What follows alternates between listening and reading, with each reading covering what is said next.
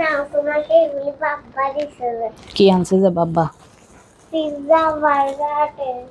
তাই নাকি?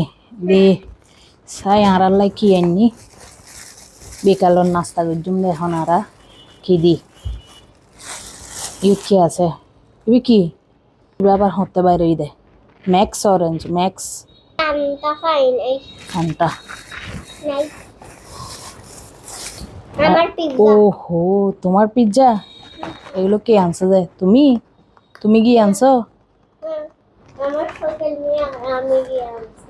তোমার শোকেল মেয়ে